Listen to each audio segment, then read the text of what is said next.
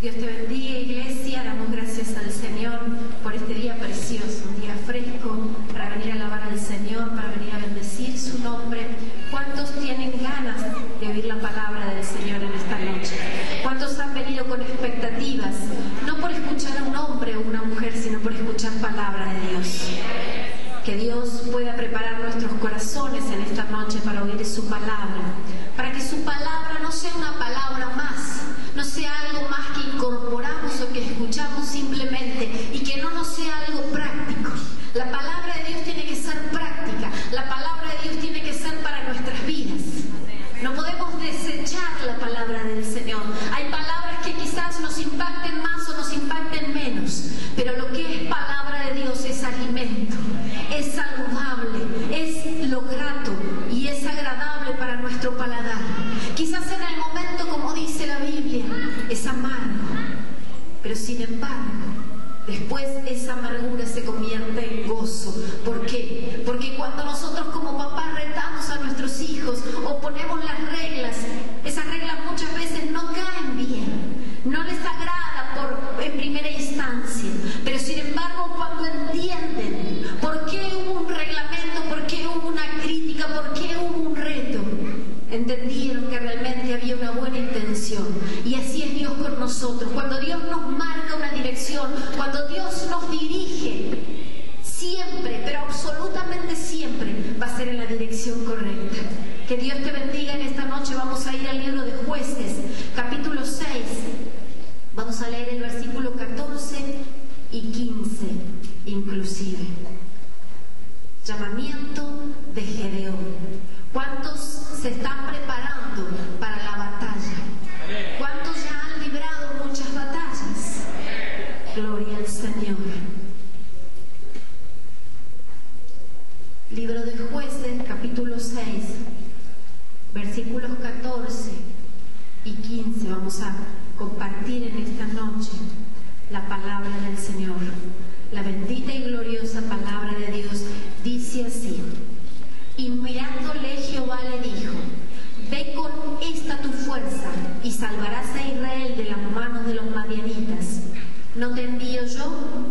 Entonces le respondió: ah, Señor mío, ¿con qué salvaré yo a Israel? He aquí mi familia es pobre en Manasés, y yo el menor de la casa de mi padre. Así fue el llamamiento y así fue la contestación de este hombre que Dios había escogido. No calificaba. Él era el menor y su familia era la más pobre de todas las tribus. No había algo en él que pudiera ser atractivo, que pudiera destacarse para que fuera el general de un ejército que iba a librar al pueblo de Israel. No estaba calificado. ¿Cuántas veces miramos con los ojos naturales, vemos lo que ven nuestros ojos y decimos: no califico, no puedo ser algo importante, no puedo ser una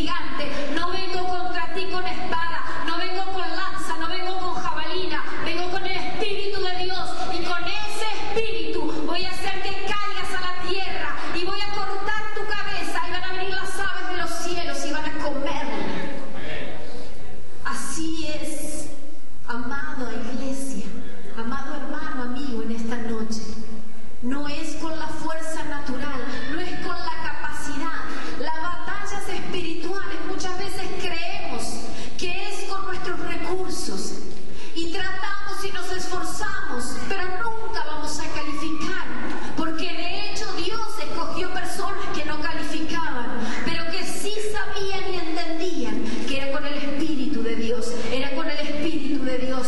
No había otro secreto, no había un arma poderosa, no había una onda mágica, no había una piedra súper poderosa. Era el Espíritu que iba a impactar, iba a quebrantar, iba a derribar los gigantes, iba a derribar los enemigos que se presentaran delante de aquellos hombres y mujeres que Dios había escogido, que Dios había marcado para librar batallas espirituales. Dios está levantando hombres y mujeres que probablemente no se sientan calificados, pero que Dios quiere y ha determinado escoger, ha determinado y ha señalado y ha puesto sus ojos en tu vida y en mi vida. Y algo Dios quiere hacer, algo Dios quiere transformar, algo Dios quiere en este tiempo llevarnos. Cuando éramos niños, probablemente algunos recuerden que se escogían equipos para formar juegos en la escuela o en el barrio, donde fuera, y había siempre un líder que seguramente era el mejor en ese deporte o en ese juego. Entonces él era el cabecilla y bueno, escogía y siempre escogía a los mejores, y quedaban los peores, quedaban los que no calificaban. ¿Cuántos quedaron ahí rezagados? Bueno, esa es otra administración, ese es otro tema. Pero muchas veces espiritualmente sentimos que somos parte de ese equipo que nunca califica, que nunca te van a elegir primero, porque no estás dotado, porque no estás capacitado. Pero ese es específicamente el equipo que Dios quiere formar. Aquellos que quedaron para el final, aquellos que nadie los escogió, aquellos que nadie los miró ni los tuvo en cuenta, porque no tenían grandes dotes o grandes capacidades, pero Dios puso la mirada en ellos. Esos son los hombres y las mujeres que Dios va a usar. Cuando hablamos acerca de las batallas y las guerras espirituales, vienen automáticamente a nuestra mente estereotipos, paradigmas que existen.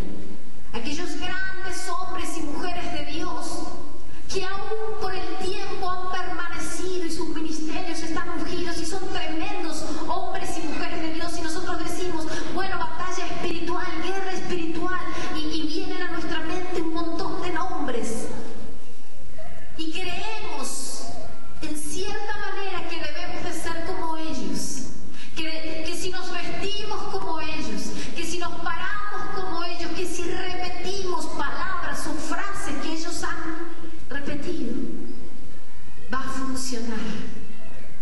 Y ahí viene una gran desilusión, ahí viene un gran problema, porque esos hombres y mujeres son tremendos instrumentos en las manos de Dios, pero que yo haga o repita lo que ellos hacen, no todas las veces me va a funcionar, no siempre voy a tener los resultados que anhelo, porque no se trata de imitar a un hombre de Dios,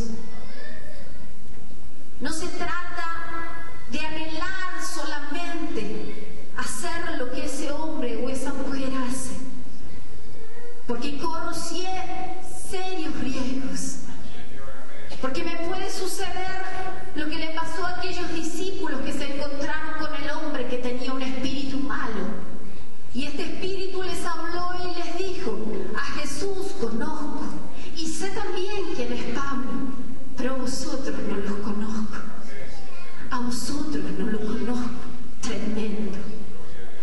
Hay un terreno espiritual, hay un mundo espiritual donde no podemos pararnos sin una preparación, donde no podemos irrumpir sin una cobertura, donde no podemos experimentar cosas que nunca hemos experimentado si realmente no sentimos esa convicción, ese respaldo y esa fortaleza que viene solamente de Dios.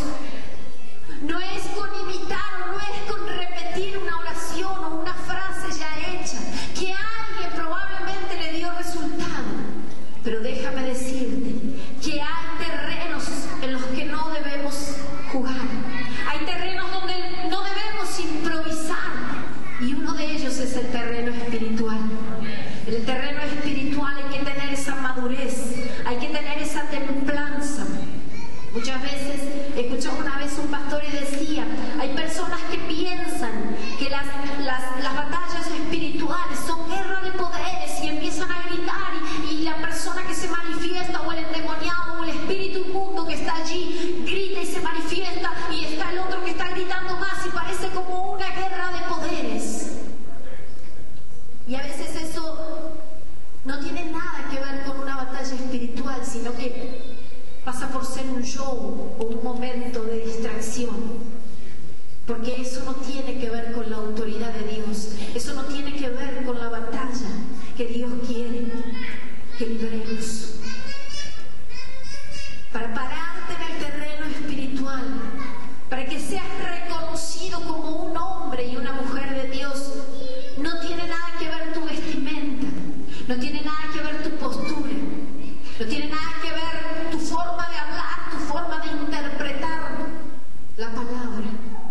Déjame decirte que única y exclusivamente dependerá de tu relación con Dios, de quién tú crees que eres en Dios, de cuán fuerte y firme está tu fe en Dios, de cuán fuertemente estás parado en Dios.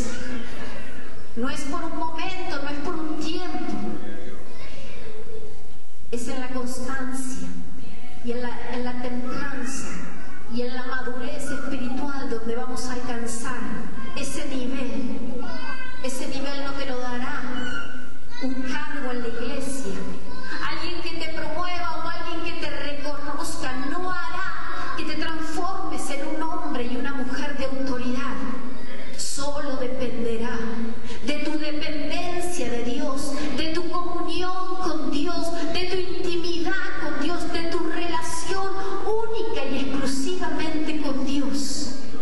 Que nada hará que dudes, que nada hará que titubees, que nada hará que cambies. Hace un momento hablaba acerca de aquellos equipos y déjame decirte que hay algo que tiene que entrar en tu ser, en lo más profundo de tu ser, que tiene que ser parte de tu vida, tiene que ser como el aire que respiras. Tienes que entender, tenemos que entender que formamos parte del equipo más fuerte y más poderoso. Jesucristo de Nazaret ya venció, Él es un vencedor, Él es un ganador y tú y yo formamos parte de ese equipo. Ya no vamos a perder batallas, ya no vamos a ser confundidos, ya no vamos a ser avergonzados, porque somos parte del mejor y el más ganador de todos los tiempos. Su nombre es Jesucristo y a Él sea la gloria por siempre y para siempre. Sí, Señor, somos del mismo equipo de Cristo, pertenecemos a Él y aunque muchas veces hemos perdido grandes batallas, con Él somos más que vencedores, más que victoriosos en Cristo Jesús. No todas son batallas espirituales. A veces las personas se van al otro extremo y ven fantasmas tipo los niños, ven fantasmas donde no lo hay y luchan con fantasmas y dicen, bueno, tuve una tremenda batalla, se me apareció algo gigante y me oprimía y bueno, y ahí pude vencer. Y después viene una pequeña situación tan grande como una hormiga y no pueden pisarla con el pie. Hay que saber interpretar, hay que saber discernir, hay que saber conocer el terreno espiritual y qué es lo que tiene que llevarse a la oración, qué es lo que tiene que llevarse a la guerra espiritual y qué es lo que tenemos que desechar. Cuántas cosas en las que ocupamos nuestro tiempo, en las que desgastamos nuestra energía, en las que desgastamos aún muchas veces nuestra salud y no tienen trascendencia. Debemos de empezar a desechar lo que nos sirve, a desechar lo que nos sirve, para poder sí ocuparnos de aquellas cosas que verdaderamente Dios quiere en que nos ocupemos. Dios quiere en que nos sumerjamos en la profundidad más grande de Dios. Hay una historia que llamó poderosamente mi atención y está en la palabra del Señor, está en el libro de Segunda de Samuel. No lo busque, yo se la voy a contar y después usted, si quiere hacerlo en su casa, puede leerla. Segunda de Samuel, capítulo 21, y habla una historia muy sangrienta. Dice que en aquellos tiempos los enemigos de Israel habían pactado con los gamonitas que no debían de matarlos por la eternidad. Pero sin embargo cuenta allí la historia que el rey Saúl quebrantó ese pacto. Él desechó ese pacto y se apropió y mató a este pueblo. Entonces pasan los años y vienen ante David y reclaman venganza por aquellas muertes. Y ese reclamo era ni más ni menos que la descendencia del rey Saúl. Ellos reclamaban 7 personas que fueran descendientes directos de Saúl para matarlos, para cobrar su venganza, para que ese pacto que había sido roto fuera vengado. Pero aquí no termina la historia. Yo se los voy a leer, ustedes después lo buscan en su casa. Dice: pero tomó el rey a 2 hijos de Rispa, hija de Aja, los cuales ella había tenido de Saúl, Armoní y Mefiboseth, y a 5 hijos de Milca, hija de Saúl, los cuales ella había tenido con Adril, hijo de Barzalai, menorita, y los entregó en manos de los gabaonitas, y ellos los ahorcaron en el monte delante de Jehová, y así murieron junto a aquellos 7, los cuales fueron muertos en los primeros días de la siega, al comenzar la siega de la cebada. La justicia para ellos se había cumplido. Ellos recibieron lo que querían. Pero eso no es lo que llamó mi atención. Lo que cautivó mi atención fue lo que hizo esta mamá, esta mujer Rispa, que yo no sé si alguna vez usted había escuchado de ella, pero quizás muy pocas veces, si lo he hecho, ha escuchado de ella. Ella, cuando recibe esta noticia, cuando ve a sus hijos muertos en este lugar, cuenta la palabra del Señor del libro de Deuteronomios, que cuando alguien era ahorcado, cuando alguien moría ahorcado, no podía pasar esa noche sin que fuera enterrado, porque si no, esa persona automáticamente se convertía en maldita, caía una maldición sobre esa persona.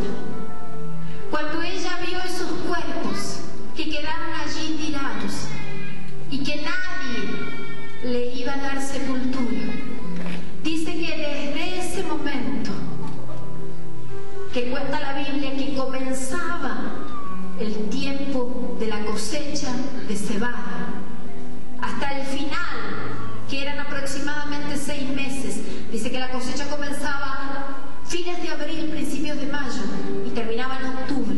6 meses. Esta mujer quedó guardando y velando esos cuerpos. Se los voy a leer. Entonces Rispa, hija de Aja, tomó una tela de silicio y la tendió para sí sobre el peñasco, desde el principio de la siega hasta que llovió sobre ellos agua del cielo, y no dejó que ningún ave del cielo se posase sobre ellos de día, ni fieras del campo de noche. Día y noche ella veló, ella batalló para que esos Porque como les decía hace un momento, existía en la ley de Moisés que si esos cuerpos llegaban la noche y no eran enterrados, iban a ser malditos. Y probablemente, si venía la noche y las aves venían sobre ellos, iba a pasar lo que pasó con Goliat. Las aves iban a tomar ese cuerpo y lo iban a destruir. Entonces, esta mujer sí que entendía y sabía que había batallas que debía librar, así todo estuviera sola, así todo viniera la noche. No debe ser para nada agradable estar durante 6 meses junto a cuerpos muertos, pero ella sabía lo que quería. Ella conocía en su corazón que había un Dios y que si ella permanecía fiel y constante, esa batalla la iba a ganar. No importa cuánto poder tuvieran los que habían ordenado esa muerte, no importa cuán pequeña y poco calificada se encontrara ella, pero sabía que delante de Dios, si permanecía firme, si permanecía fiel, tarde o temprano los cielos iban a ser abiertos y su clamor y su pedido iba a llegar. Y así fue. Y fue dicho a David lo que hacía Rispa, hija de Aja, concubina de Saúl. Entonces David fue y tomó los huesos de Saúl y los huesos de Jonatán, su hijo, de los hombres de Jabes de Galaad, que los habían hurtado de la plaza de Betzán, donde los habían colgado los filisteos cuando los filisteos mataron a Saúl en Gilboa, e hizo llevar de allí los huesos de Saúl y los huesos de Jonatán su hijo, y recogieron también los huesos de los ahorcados, y sepultaron los huesos de Saúl y de los hijos de Jonatán en tierra de Benjamín en Sela, en el sepulcro de Cis su padre, e hicieron todo lo que el rey había mandado, y Dios fue propicio a la tierra después de esto. No hay batalla que no tenga una victoria grande. Cuando alguien se planta, por más difícil que sea la situación, por más adversa que parezca la circunstancia, por más que la muerte nos esté rodeando, como esta pobre mujer, qué más tremendo que ver a tus hijos muertos, qué más difícil que enfrentarte con la propia muerte de tus seres más amados. Sin embargo, nada hizo que ella retrocediera, nada hizo que ella no clamara primero al hombre que estaba a cargo, y por ende, y principalmente a Dios, que es el que hace justicia, que es el que hace verdad. También podemos ver a otra mujer que nos sirve claramente como ejemplo, y ella fue Ana. Ella estaba siendo avergonzada, ella estaba siendo burlada, porque nunca en su vientre iba a poder engendrar un hijo, porque nunca iba a poder ser madre. Sin embargo, no bajó los brazos, sin embargo, no titubeó, sin embargo, dijo: esta es mi batalla, y esta batalla yo la voy a ganar, aunque sea con gemidos indecibles. Iba delante de la presencia de Dios, y allí Dios le escuchó, allí Dios le concedió. No solamente le dio un hijo, sino le dio un profeta que iba a ser un tremendo hombre en las manos de Dios.